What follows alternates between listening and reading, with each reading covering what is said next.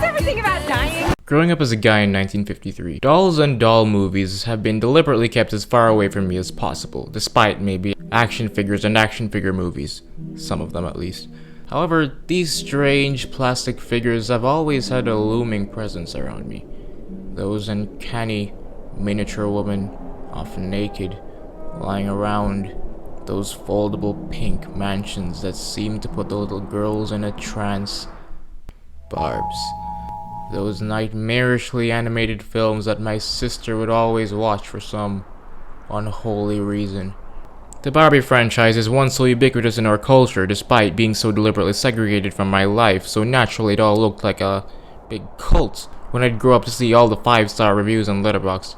Now, as has been the case with all the other clubs where I've been excluded, the curiosity grew more and more.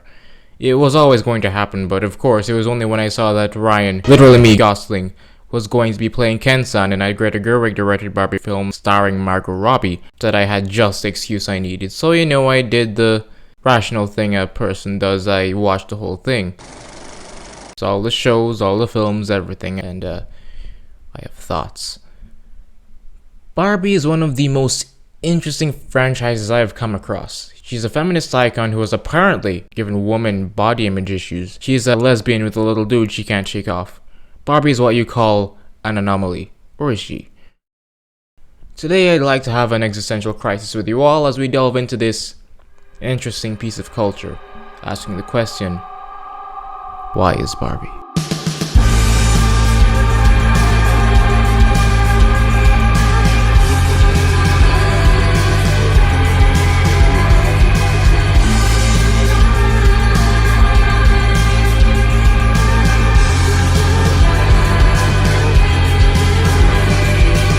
I'll be mostly speaking about the films and TV shows, though of course we'll have to do some background work with the dolls after all. No matter what goes on in these films, it always does come back to selling the dolls.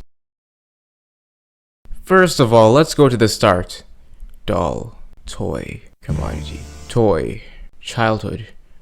Dolls, according to Britannica Sensei, have existed as far back as 3000 to 2000 BC.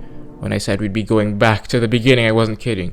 It is believed that they were actually the oldest plaything that we've used, usually taking humanoid or animal form. Dolls have been found in children's tombs in Egypt, Greece, and Rome, though it is true that dolls were also used in religious rituals.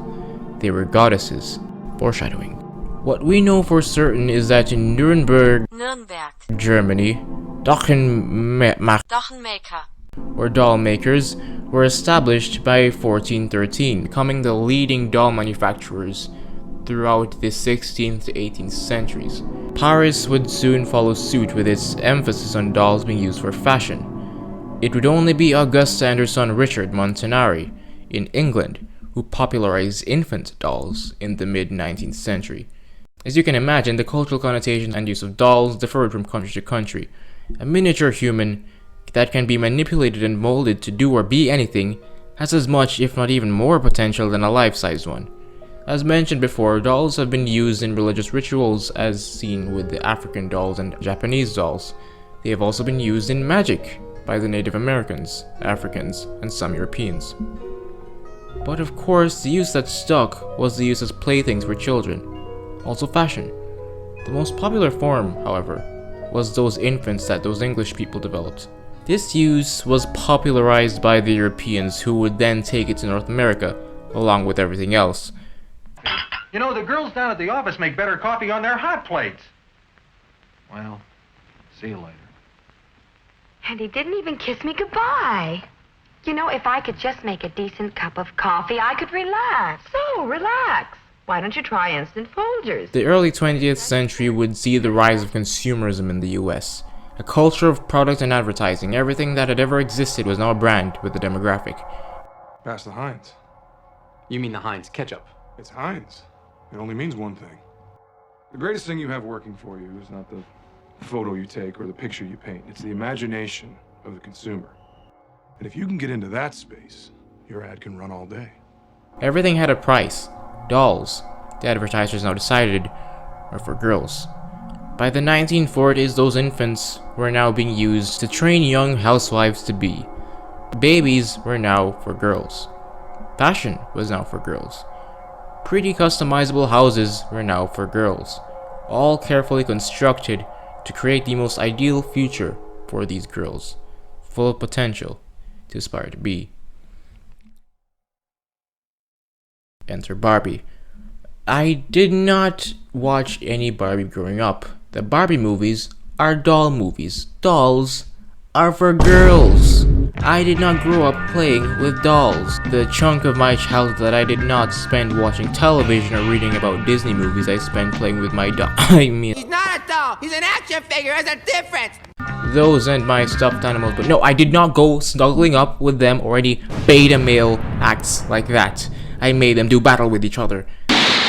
Some of the earliest stages of my creativity was the vast lore that was built from having all my toys regularly engaged in combat, often at an intergalactic scale. But while battle was of course the main thing, there were also little romances, betrayals, familial relationships. In these toys I could create any world I wanted, so I did. Though again, there's always that element of combat, as many of these figures were, indeed, designed for this purpose. Or at least that is how they were marketed. Barbie is everything. Barbie is everyone. Barbie is the embodiment of perfection itself. And she is, make no mistake, a woman. She is the womanliest woman that ever womaned.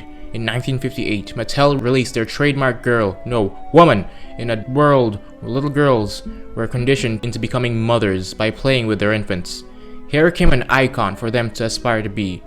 A woman, a self-made woman. I mean, she wasn't exactly self-made, as she is designed by Ruth Handler, co-founder of Mattel, fashioned after a German doll, Bild Lilli. Remember Bild Lilli? We are going to come back to Bild Lilli. But this is a woman. This is a grown woman. A single woman. Until consumers forced her to find a man a few years later.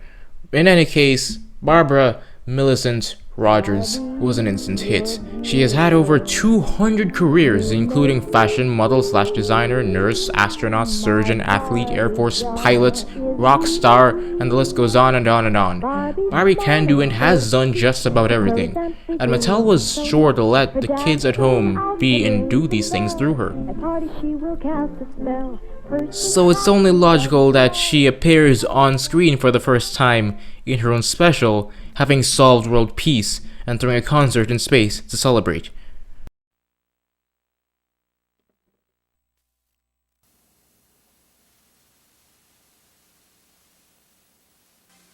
And now, in her first full-length music video adventure, here's Barbie in Out of This World. Barbie and the Rockers Out of This World plus Barbie Sensations Back to Earth is a VHS fever dream that sets the stage for everything that the Barbie movie / TV franchise is and will be. Awash in 1980s synthwave, the first half of this almost plotless vibe features Barbie and her friends during a concert in space after having solved all world conflicts. It's an invitation. Read it out loud. Read it out loud. The World Peace Organization requests the pleasure of your company at a ball to be given in your honor as the first ambassador for world peace. The second half has them go back in time after trying to return to Earth, and they then make friends with some child, all while figuring out what the absolute hell happened and how they can get back to the present. I am not making this up. It is amazing and cannot be topped by any of the others. I am sorry, Barbie stands. I am sorry. But even after watching the rest of the catalog, while a lot of them are technically better, no other piece of Barbie media has quite slammed me with the sheer audacity of this absolute fever dream. Early Barbie has that quality. Both the actual films and the little VHS tapes, which we'll get to later, have that dreamlike, ethereal quality to them. It's not just the questionable animation, but the Barbie movies, especially the early ones, have this distinct spirit to them. Barbie and the Nutcracker, the first Barbie movie that more resembles how we traditionally know them to be, takes this further by being mostly a dream within a story that is being told by Barbie to her sister, Chelsea, or Shelley, or Kelly. Her name's a bit ambiguous at this time. Here began the barbarian tradition of adapting classic stories through, well, usually storytelling. Barbie's sister is doubting herself because she cannot get a ballet number right. Oh. I'm never gonna get all these steps right, Barbie. So Barbie encourages her by telling her the story of the ballet of the Nutcracker. Uh-huh. You see, Clara lost her parents when she was very young. This first era of Barbie movies would follow a similar format. Barbie as Rapunzel has Barbie encouraging her sister, who feels unconfident in her creativity, by telling her the story of Tangled. Same for Swan Lake, when Shelley is depressed. Barb tells her about the story. Chelsea/Shelley at this point is clearly a self-insert for the target demographic, and Barbie is encouraging her by telling her these classic stories of princesses, fairies, and the like, which she stars in. This is before the era of Barbie films where she is canonically an actor starring in these roles. Blew my mind in Fashion Fairy Tale when we learned this bit of lore. This era of fairy tale princesses is what many will tell you was the Barbie movie's golden age. Not gonna lie, while I started watching them for memes and my initial enjoyment of them came from the Nightmare Children goofy logic, there was definitely a point when the line between irony and genuine enjoyment started to fade. I think the first one that genuinely kinda got me hyped was Mermaidia. I hated the first Fairytopia, I wanted to step on Bibble. But Mermaidia was actually kinda epic. It's this sprawling action adventure to save the sea and rescue the prince. Come on, Barbie dub, having the girls rescue the man. Barbie, who is a fairy in this one, pairs up with a blue-haired mermaid girl. I mean, you're beautiful now, but you're not that beautiful. And while they initially have conflict over their differences, Help me! Alina! they learn to embrace each other, work together, brave obstacles, destroy the patriarchy, and dismantle class differences. Barbie is isolated from the mermaids because she's a fairy, and the mermaid she's paired up with has a thing for the prince, but doesn't believe that she can do anything about it because of their class differences. It's about Nalu. About your future wedding? Cut it out. Nalu and I are not getting married. He's a prince, remember? I'm a commoner. It doesn't work that way. Over the course of the story, we watch them both learn to dismantle these borders and do what they have to do. Quintessential Barb. From this point forward, I knew I was in the cult of Barb. Another aspect of these which I was picking up on that got me really interested was the rather interesting subtext, which we will get to later. I mean, you're beautiful now, but you're not that beautiful. It's not like I like you or anything, Baka. Anyways, these stories of fantasy, inspiration, and unapologetic girl power formed core memories of many people's childhoods. The ethos of Barbie is that you can do or be anything, and Barbie embodies this by literally playing these roles, whether it be telling her sister's stories or canonically acting in the films. But this is also the first significant thing I wanted to talk about where Barbie shows its thorns.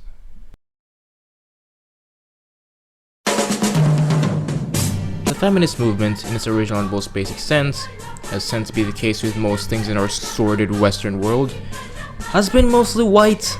It was created to support white women so that they may get a slice of the cake that white men held. This, of course, has gaps, massive gaps, and misses the full picture of how our Western power structures work. I began to use the phrase in my work, white supremacist capitalist patriarchy, because I wanted to have some language that would actually remind us continually of the interlocking systems of domination, and not to just have one thing be like, gender is the important issue, race is the important issue. But for me, the use of that particular jargonistic phrase was a sort of shortcut way of saying all of these things actually are functioning simultaneously at all times in our lives. Barbie, as mentioned before, was born from the German Bild Lilli. Bild Lilli was a controversial figure herself, as she was largely a novelty doll, often appearing in comics, which was actually marketed towards men. She was designed to be the typical ideal German woman, curvaceous but respectable, independent but flirty, the type of girl you could probably get with, but not definitely. It is for this reason that now many will say Lilli was some form of strange sex doll. so people can say Barbie's based on a sex doll. Guys, can you believe it? Of course, this is a massive exaggeration, and Lilli demands a bit more respect than that.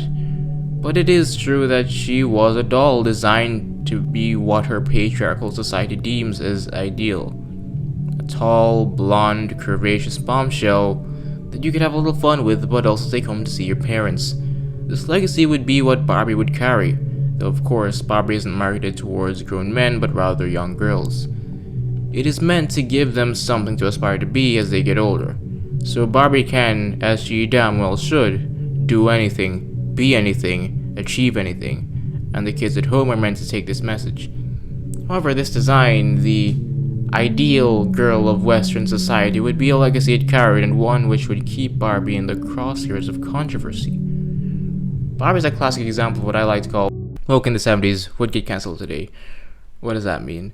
What does that mean? Barbie, fundamentally, as it was pitched, as it continues to be, is a symbol of radical change and resistance to the established order.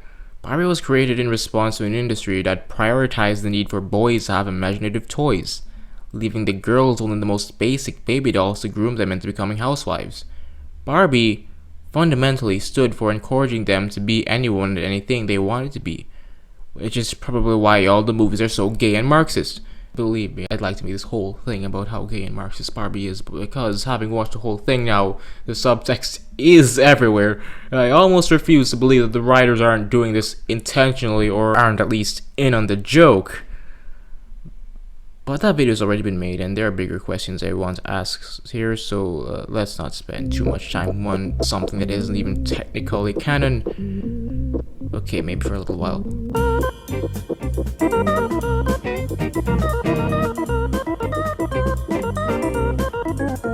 Barbie Rapunzel has a girl trapped in a tower who is rebuked for trying to express herself through painting by her bigoted mother. Her animal sidekick is not dragonly enough for her father. Doesn't want to be scary, prefers to be kind. Gay. Barbie of Swan Lake has a bunch of oppressed creatures that only come alive to sing and dance after the sun goes down. Princess and the Pauper introduces the audience to the concept of social class. What would it be like to be? What would it be like to be free? Free. The princess wants to be a scientist but is forced to get married. The pauper is forced to do chores by an evil boss but wants to marry the prince. There's a cat who barks. Are you sick? Something in your throat? Wait a minute. Are you trying to meow? There's an entire musical number dedicated to this doggish cat and how Barbie accepts it just the way status it quo is. calico, so I keep trying to be, 'cause you're more than that. You're a doggish cat. I wish you could see the you I see. Barbie Fairytopia Mermaidia has Barbie, who is a fairy, literally transform into a fish for her hot, blue-haired, enemies to lovers female partner. You're Alina? I mean, you're beautiful now, but you're not that beautiful. Barbie, Magic of the Rainbow, has a bunch of women literally defeat the enemy with a rainbow beam.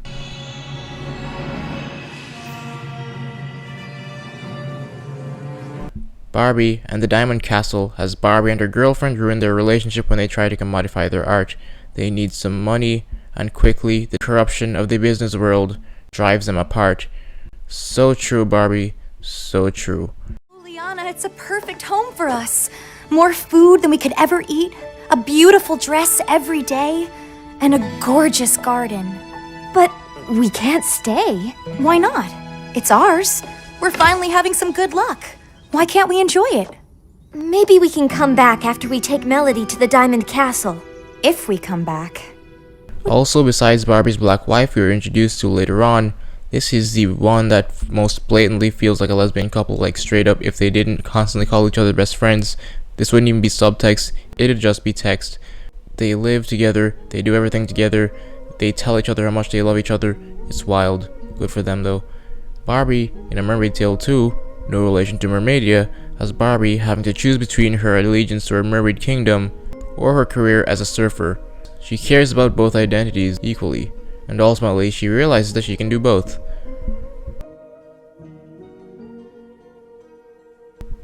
Barbie is non-binary. Barbie, Pearl Princess, has this one prince whose father hates him because he isn't princely enough. He doesn't want to be a prince. He wants to be a botanist. You could have been king! I keep telling you, Father, I don't want to be king. I want to be a botanist! Barbie, A Very Secret, is already the gayest title of a film ever, but here we have Barbie and her rival having to pair up to save Ken, who serves as a damsel in distress. They are sent to a fairy kingdom where they are forced to get along. It's only after they are trapped in a cage and tell each other how much they have always cared about each other that they destroy said cage and both grow fairy wings. Barbie's are rainbow colored, while her rivals bear the colors of the bisexual flag. Barbie and the Secret Door has her leaving a society where she feels isolated, when she then finds a secret door which leads her into a world of mystical women who help her to unlock her magic. It is also canonical that none of these women knows what a man is. Barbie, Princess Power, has Barbie going off to live a double life, serving as a superhero in the city, keeping this a secret from her monarch family.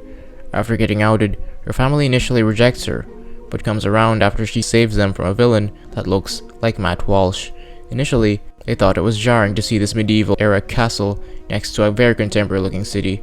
Then, I remembered England. Barbie, Rock and Royals, is about two camps, one for rock stars and the other for royalty, learning to appreciate each other's culture. But the powers that be insist on keeping them apart. They are forced to do a competition to determine which camp gets shut down, but the campers rebel against their rulers and work together to throw a concert, embracing both cultures. I kid you not, this movie helped me understand the concept of socialism. Barbie, Big City Big Dreams, has Barbie go to New York to attend an art school and run into a girl who has the exact same name as her. I'm Barbie. But I'm Barbie. What's your last name? Roberts. So they quickly become roommates and an interracial lesbian couple. Their relationship is then threatened when a friend's father forces a misunderstanding so that his daughter can win a competition instead of either of them. These damn competitions, man. Also, their Latino friend has a dog whose name is Gato. That's Gato. Gato, as in Spanish for cat? You call your dog Cat? And he's cool with that. The only labels we believe in are designer. He's adorable! I could go on and on, but we need to get back on track.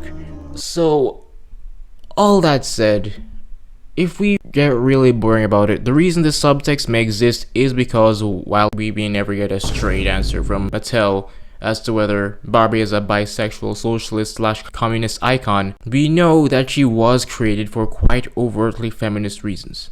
And because intersectionality is a thing, rejecting patriarchal frameworks of thinking also lends itself to resisting capitalist structures that keep people marginalized. If Barbie exists to encourage people to be whoever they want to be, any structure in the way of that person accessing their true potential is an enemy. Barbie is a countercultural, revolutionary figure. She's an icon. She's a legend. I was properly won over by the films about halfway through. However, she is a revolutionary figure from the 1950s, and one born from, and which still functions in, an industry which could be argued to be inherently corrupt. I did a bit of research for this by watching the Netflix series The Toys That Made Us. It's an 8-part documentary series about the toys that we all know. Plastic creations that last for generations and we still cannot let go. Very interesting show, but it did make me incredibly depressed. I'd already known about this phenomenon, but watching hour after hour of these consumer success stories made me a little sick. The Toys That Made Us is a documentary series that details the development, rise, and legacy of several iconic toy franchises, particularly those that rose circa the 1980s to 90s, including our girl Barb's. It's clearly marketed towards the Gen X adults who grew up with these toys and cartoons, which formed fundamental staples of their childhood, and is clearly a huge nostalgia farm. Don't get me wrong, I think I like the series and I'm very interested in the whole subject matter, but it was just a bit disturbing to me personally to hear time and time again how whole cartoon franchises, movies, and comic books were farmed from the ground up by a bunch of white guys to manipulate kids and sell toys. It was ingrained in American culture. G.I. Joe was a doll. This is not a doll. This is an action figure. He's not a doll. He's an action figure. There's a difference. And they're painted as huge success stories too. Like, look, I want to turn this part of me off that's like, oh, this is consumerism gone wrong, and just appreciate these guys giving a whole generation of kids joy, benefiting in the process. And maybe that's valid, maybe it is art, you know? It is a valid childhood experience that our parents had with their big buff He-Men and the military propaganda G.I. Joes. Star Wars films to date have roughly made $7 billion at the box office. The toys have made twice that amount. But oh goodness, I spent so much time here agonizing over the real effects that our fiction has on our development and the legacy that they carry.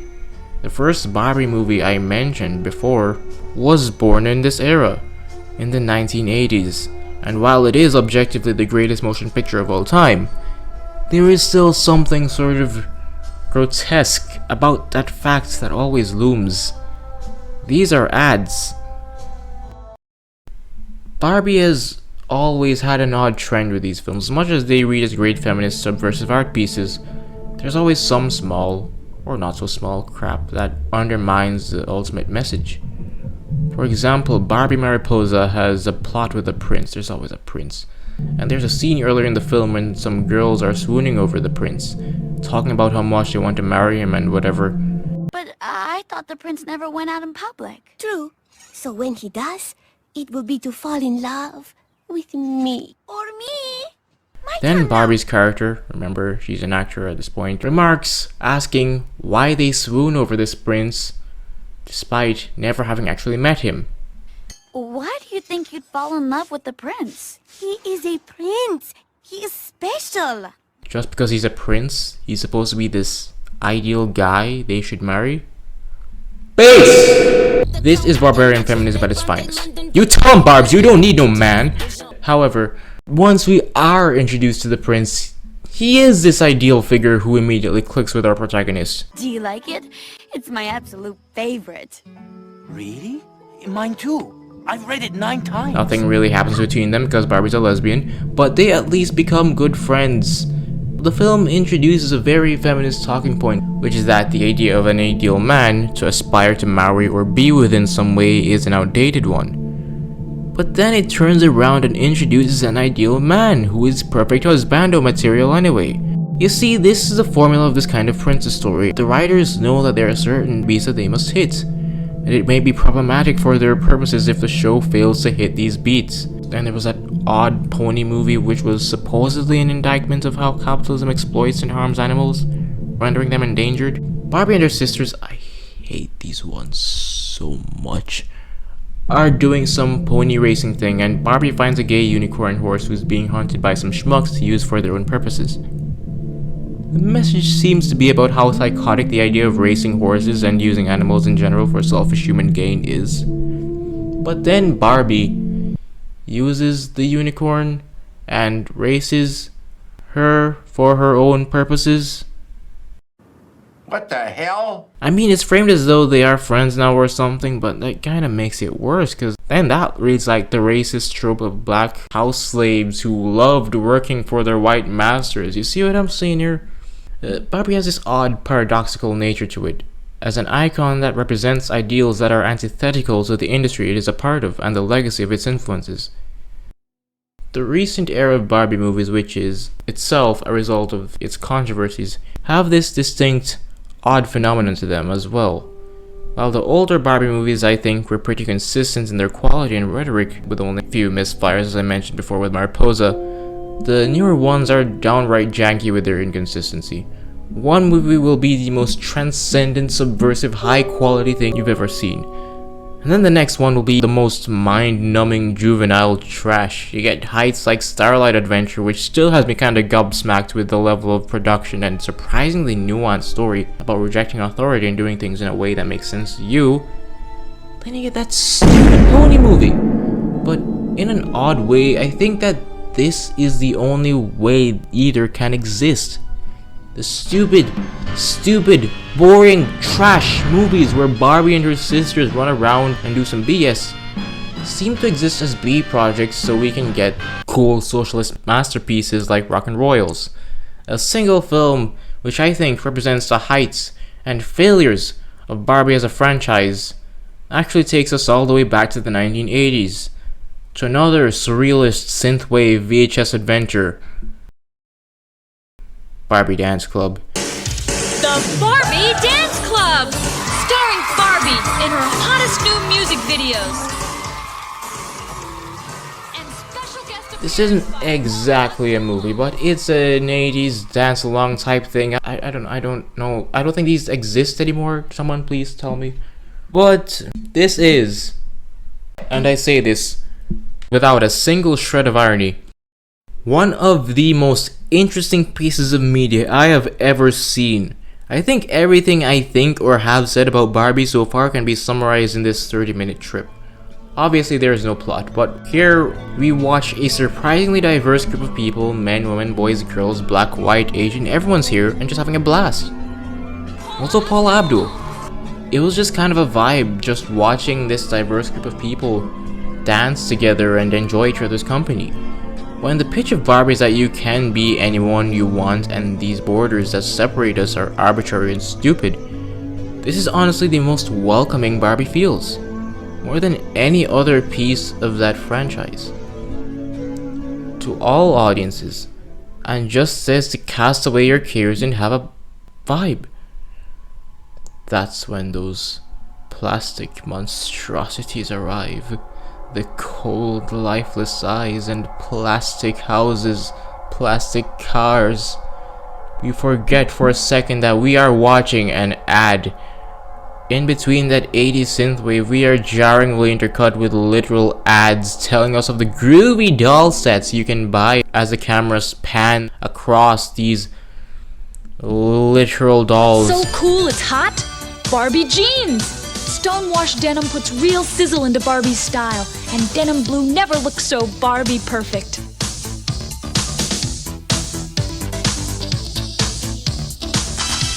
These are not animated like the movies, no, we are looking at actual pieces of plastic which are shot to almost look like people.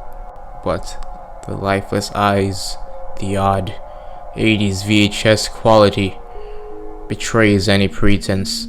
The dance sequences themselves are this cool, escapist, dreamlike wonderland where anything is possible. But we keep getting pulled right out of it because in the end, the bottom line is to sell products.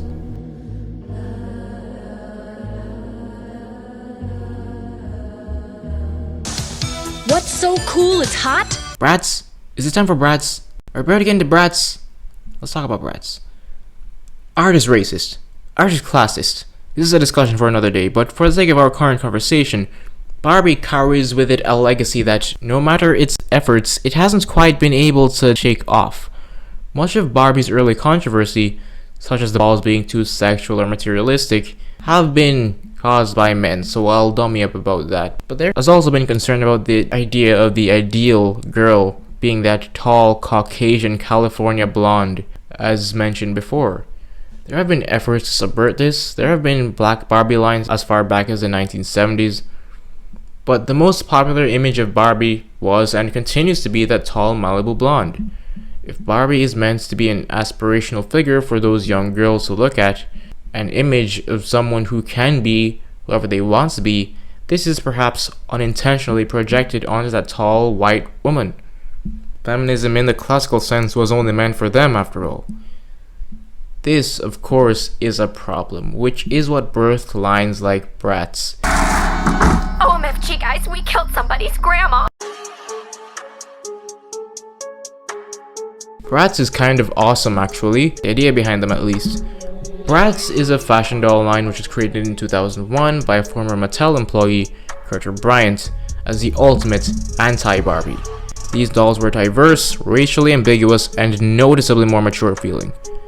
BRATZ dolls were not made to be an idealized version of an adult, but realistic, depictions of teenagers. BRATZ really gave Barbie a run for its money back in the early 2000s, making the old Barbie dolls feel like stuff for babies, while BRATZ was for the big girls. I think it's Barbie. The BRATZ killed Barbie. And not just with market share this time. Hey-o! True that. Good one. Not gonna lie, as much as I praise most of the Barbie movies, BRATZ Rock Angels, which pretty much was explicitly made to make fun of the concept of Barbie, was awesome. Admittedly, I think the BRATZ movies are a lot weaker than Barbie in terms of the writing, but Rock Angels is the perfect encapsulation of everything that BRATZ represented and everything that was wrong with Barbie.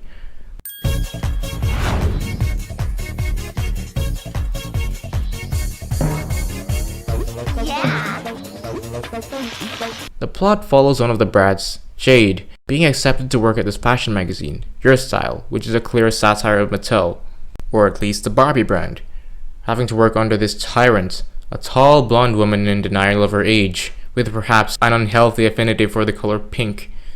I want a dozen pair of those peony pink pumps here tomorrow, size 11, and don't give me any more of your lame excuses that you don't have my size! Shots are clearly being fired. She also has these two blonde twins with exaggerated, perhaps, plastic curves working for her. One of them literally has a bandage on her nose because she keeps getting new nose jobs. Flying objects are just drawn to it.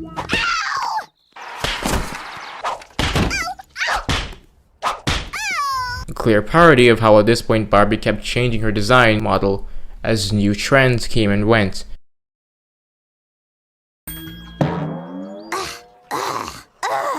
Whatever.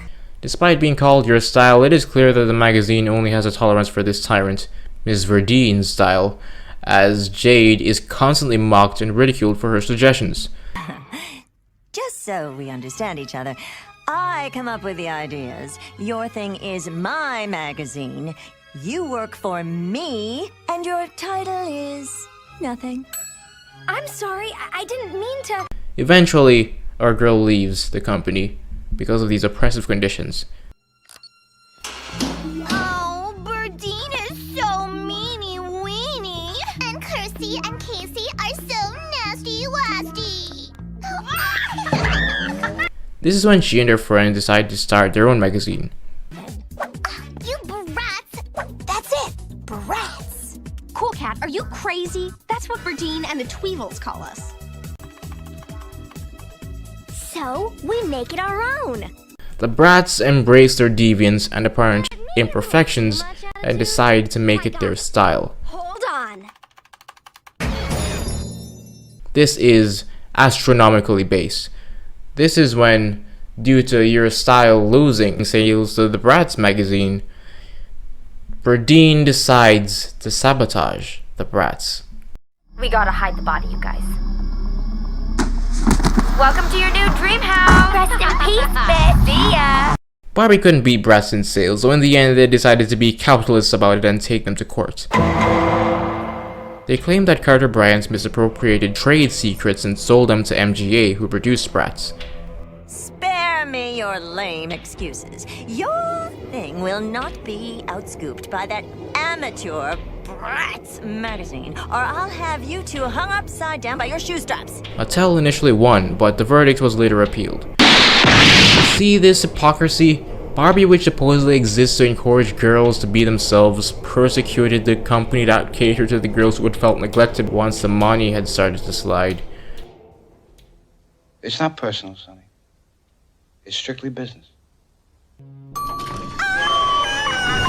Barbie made what I can only assume to be its own attempts to imitate BRATZ, with the Barbie Diaries. Horrendously atrocious looking film, but a good movie overall, I think. One of the rare instances where we see an imperfect Barbie in this era. But this break in style didn't catch on in any way.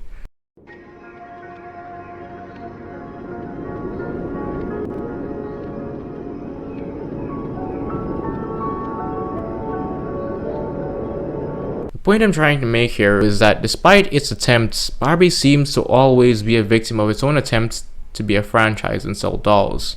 Any cool subversive subtext and empowering messages in the films or the dolls are hurt by the industry they operate in. Barbie would continue getting its literal plastic surgery as the franchise went along. as the early 2000s fantasy princesses gave way to the fashionista era of the early 2010s, best exemplified in Life of a Dreamhouse, a parody reality TV show which is inarguably peak Barbie television, though that era would also give way to the Just Like Me For Real Barbie of the late 2010s to present day as of writing. I love the holiday season. The music, the cheer, the cocoa. The thing that brings me the most joy is giving gifts. The fashionista era also gave way due to controversy, complaints about Barbie's materialism and unabashed girliness. Here's a video that goes into that more. Just Like Me For Real Barbie is interesting because she's probably the most vanilla you'll ever see Barbie. Some of these movies are great, like Starlight Adventure, which I mentioned earlier, but good god, those Barbie and her sisters do things movies want me want to jump off. This is corporate Barbie. This is probably the most diplomatic and diverse Barbie that we've seen so far. It can be argued that the early 2000s was peak for Barbie films, and Barbie Life in the Dreamhouse was Barbie at her most iconic. But while I'm happy for current Barbie and her black wife, it also feels like something's been diluted. Feels almost, how do I put it? Plastic.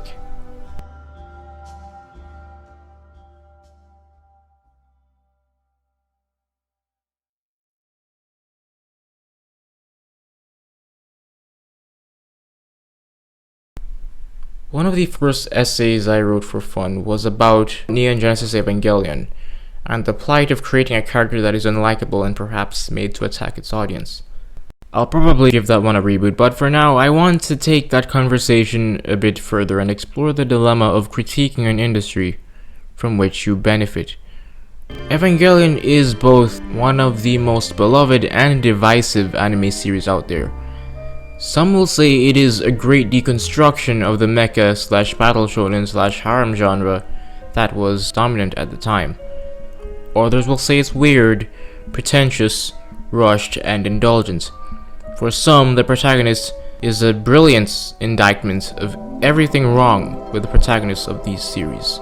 For others, he's a pussy bitch who should just shut up and get in the robot. What could possibly go wrong? Shinji! Dad? Pilot this robot! No! Fuck! Get in the damn robot, Shinji! Regardless of who is right and who is wrong, Evangelion has become one of the most iconic Japanese franchises in the past few decades, and its creator, Hideaki Anno, has become one of the most celebrated writer-directors from his industry. Evangelion and the rest of Anno's work typically holds themes of isolation and escapism with a misanthropic edge. He clearly targets otaku culture, something the anime industry all but invented. This subculture of retreating from society and overindulgence in niche interests is one which Anno knows all too much about, arguably being one of the first big icons to represent it. なんだよ、ルパンだよ。ルパンをわざわざ見に来たのかよ。今日は宮崎さんの作画なんだよ。誰だよ、宮崎さんって。宮崎演出のルパンを大きな画面で見たいんだ。宮崎演出。これは宮崎演出。ギガント。これはギガント。飯食った？ Anno critiques this lifestyle in both his animated and live-action work, but Evangelion is definitely his most iconic. But it has been embraced by this audience. In Japan at least, Evangelion's become this massive thing, birthing its own shops, mountains of merchandise, games, spin-offs. Rei Ayanami, who is a character who was literally created to have zero personality, as a subversion of the popularization of vapid, one-note female archetypes in anime, herself has become one of them. Rei started the kudere trope. This is literally the archetype of emotionless girls. Asuka Langeli, who was a subversion of the tsundere, a girl who changes personality depending on circumstances or who she's around. 白猫って私のこと？私にはシスティーナって名前が。愛している。実は一目見た時からお前に惚れていた。言葉で世界に影響を与える。これが魔術の基本。バカ！教科書投げんな！バカはあんたよ！このバカ！あんたバカ！ Was literally written to be bipolar.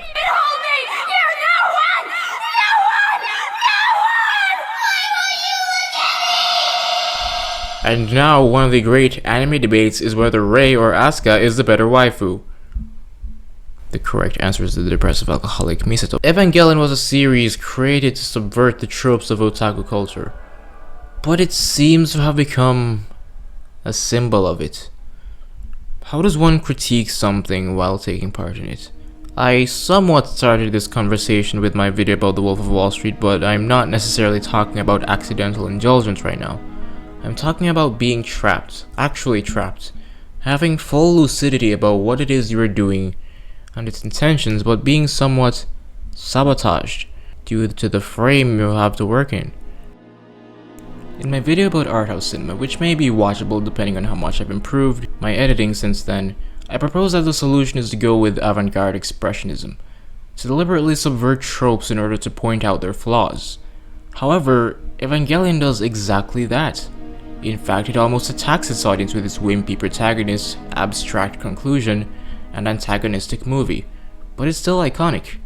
It's a fun show to watch for the most part.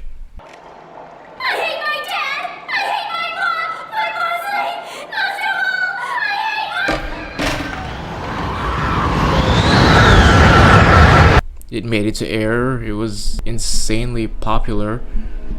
What if there is something deeper, more fundamental to the medium itself that just lends it to being received in an unintended way? Kurt Cobain attacked the music industry and social injustice through his music, but his work raked in millions for the music industry and people could rock out to it without paying too much attention to the lyrics. Banksy destroyed one of his paintings that was to be sold at an auction to show how vapid the idea of selling art at auctions is, and the price only rose. Bill Burr made a musical comedy special complaining about social issues and predatory corporations that pay him to complain about how messed up it is that he is profiting from making a musical comedy special complaining about social issues and predatory corporations that arguably the most popular genre of film and TV right now, which isn't superhero stuff, is satire about white, wealthy jerks and how they retain their power, made by white, wealthy jerks who retain their power by making shows about... I've written essay after essay complaining about English colonialism in the English language. I'm told they're well written. I made a YouTube channel mostly to complain about how money poisons art, in the hopes that at some point I can start making money from it.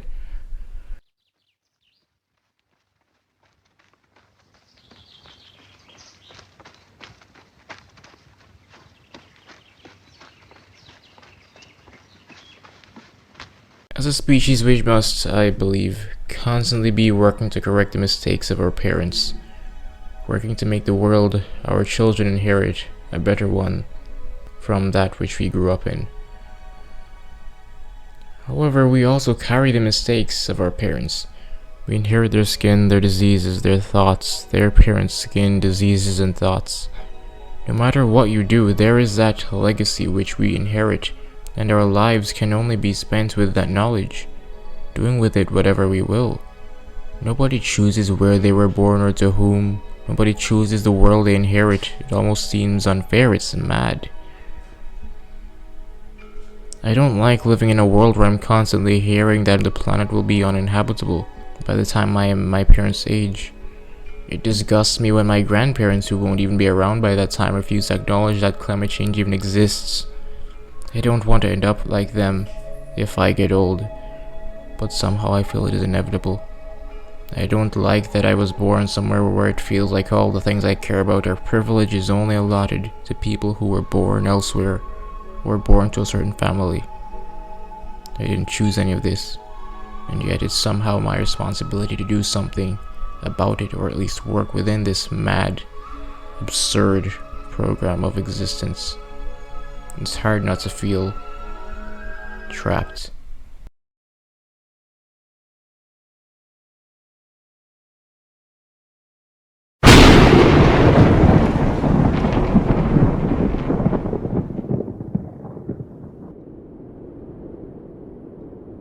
I had finished the first draft of this, but was unsatisfied with the ending. As tends to be the case with these think pieces, I managed to write myself into a corner and sink into a sort of despair. I was watching Barbie It Takes Two for some last bit of potential research when, as Barbie has done for so many others, inspiration struck. Barbie Takes Two as of writing is the most recent Barbie TV series, being a Netflix original. It follows Barbie and her strong black wife as they go to an art school in New York. It's nice, it's cool. One of the better Barbie TV series, mostly because Barbie's strong black wife is queen. But episode 7 of season 1 caught me off guard a little bit. Barbie and her wife are both named Barbie Roberts, so we call them Malibu and Brooklyn because they're from Malibu and Brooklyn. So Malibu's family has an annual day of cleaning up. So, what's up there? It's beach cleanup day. We're leaving soon. Even Ken's joining this year. Oh, that's today? So we follow Malibu's family back in Malibu and Brooklyn in Brooklyn. I'm bummed about missing it. So, don't miss it. Let's start our own cleanup day tradition here. So Malibu introduces this tradition to Brooklyn as they both set out to clean up All of Brooklyn! You can imagine how that goes. Meanwhile, Barbie's sister Skipper, back in Malibu, ends up in a cleaning competition with a rival. You know, the usual subtle critique of capitalism, you know the drill. She ends up too engaged in competition, ends up making the beach even more messy, ruins everyone's day. Honey, I know we raised you better than to chase birds for trash. Everything was going great until Jessica showed up. Oh, this silly competition between you two has gotten out of control. You didn't leave your room for 2 days after that library fundraiser incident. Her uncle bought all those books. Let's work together and not compete. Brilliant. However, back in New York, Malibu feels like a failure because it isn't working. Maybe it'll stay that way. Don't even think about it. Keep walking, buddy. They're taking selfies, documenting their progress, cleaning up to show the people the good that they're doing, but ultimately it seems useless. What's the point? The place keeps getting messy again. In their attempts to help, they make mistakes. Malibu feels like a failure. But this is when Brooklyn tells her, hey, let's start small. Let's just clean up the park. You don't learn it all at once. You take it one step at a time. So, instead of trying to do everything, let's start small. And focus on cleaning the park. So they do. It's not much. It's going to get dirty again. But at least they did something. This again? What's up? I'm glad we cleaned the park, really. But I still wish we could have done more. This is when their friend shows up and lets them know the impact that they're having. One man's trash is another man's super successful, environmentally conscious jewelry line with all the profits going to charity. From trash to cash. Actually, and I know you'll find this hard to believe, but it wasn't all my genius idea.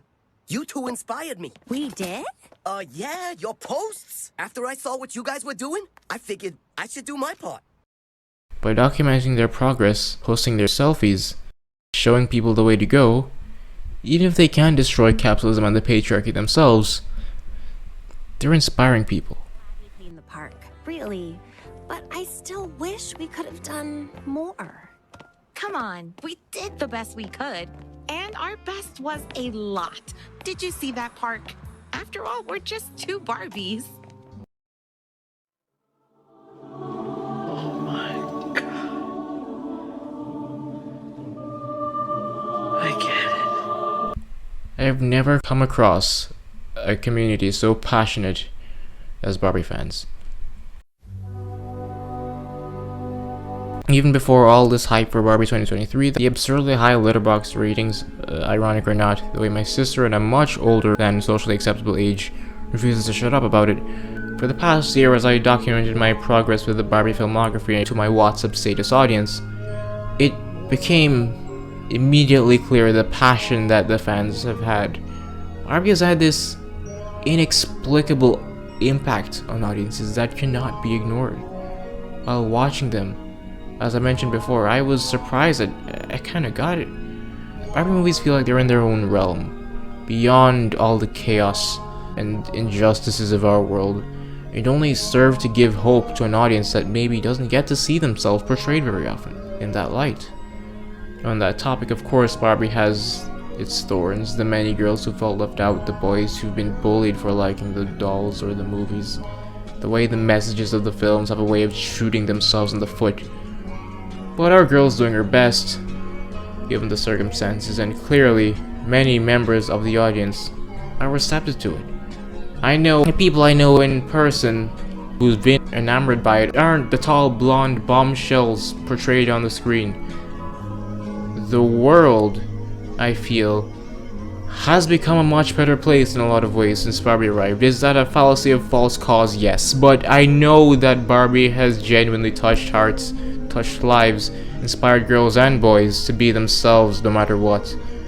Don't get it twisted, I in no way think that representation as it is currently fine. I made a whole video, which may be watchable, about why this acceptance of representation as it is and the preservation of the status quo isn't fine. However, I also think it's important to applaud effort. Woke in the 70s would be cancelled today, but it's only because of the path that's been paved because of it. Barbie may not be able to single-handedly create world peace. That's impossible. But she's doing what she can. She's inspiring people, and maybe that's fine. I'm glad we cleaned the park, really. But I still wish we could have done more. Come on, we did the best we could. And our best was a lot. After all, we're just two Barbies. I sometimes feel as though art is useless. But it's all that makes sense to me. It's easy to get bogged down when you're too self-aware or observant. The trouble with artists is that they tend to be both. Maybe sometimes we need to sit down for a second and look at ourselves, those around us. Maybe this is alright. Not that everything's fine. But you're doing what you can. Good for you. There is more work to be done, but don't hurt yourself when you realize you can't fix everything on your own.